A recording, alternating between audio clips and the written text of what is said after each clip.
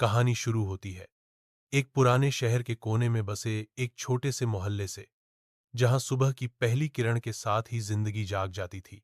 लेकिन उसी गली के एक टूटे फूटे चबूतरे पर बैठी एक बुजुर्ग औरत, फकीरनी, दिन रात एक ही जगह पर बैठी रहती थी। उसका नाम जाहिदा था, लेकिन सब उसे अम्मा फकीरनी कहकर बुलाते थे। झुर्रियों से भरा चेहरा, धूप में सूख चुका बदन और आंखों में बस इंतजार, किसी रहम की, किसी मोहब्बत की, या शायद बस दो रोटियों की। बचपन और बर्बादी। जाहिदा कभी एक अमीर घर की बेटी थी। उसके वालिद शहर के नामी वकील थे, लेकिन जब दंगे हुए तो उनके घर को आग लगी, सब कुछ राख हो गया।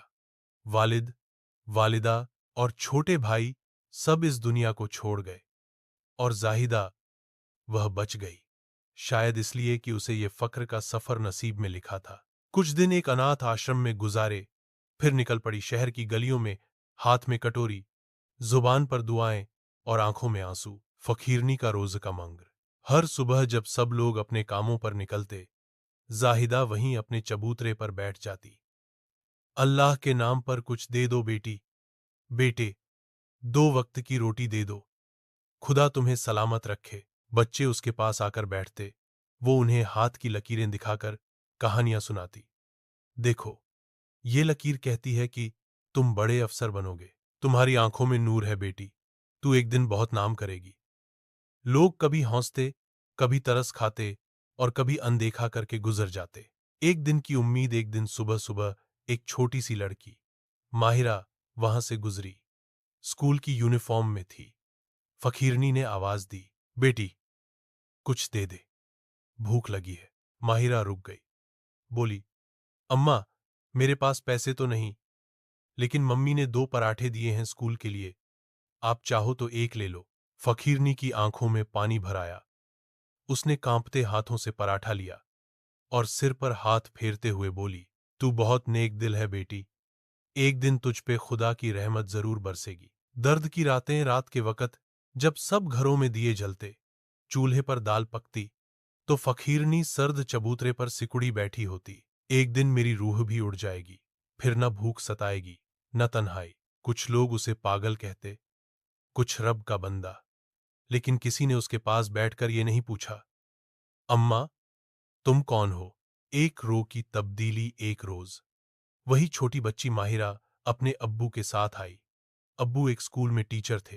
अब्बा, ये अम्मा बहुत अच्छा दुआ देती हैं, चलो इन्हें अपने स्कूल के कैंटीन से खाना दे दिया करो। अब रोज दोपहर को एक लड़का फकीरनी के पास आकर डिब्बा रख जाता, चावल, दाल, कभी सब्जी, कभी रोटी। फकीरनी की आंखें चमकने लगीं। अब वो दुआएं और भी शिद्दत से देती, खुश रहो, आबाद रहो, तुम्हारी कोखें फूलों से भर जाएं। अंतिम दुआ। एक सर्द सुबह जब सूरज की रोशनी जमीन पर पड़ने लगी, मोहल्ले वालों ने देखा फकीरनी अब भी उसी जगह बैठी थी, लेकिन उसकी आंखें बंद थीं। हाथ की उंगलियां जैसे दुआ की मुद्रा में जमी हुई थीं। पास जाकर देखा, वो इस दुनिया से रूसत हो चुकी थी। उसके पास एक पुराना कंबल पड़ा था और एक छोटा सा डिब्बा, जिसमें एक कागज पर लिखा था, माहिरा को अल्लाह बहुत ऊंचा मकाम देगा, उसकी वजह से मैंने फिर से इंसानियत देखी।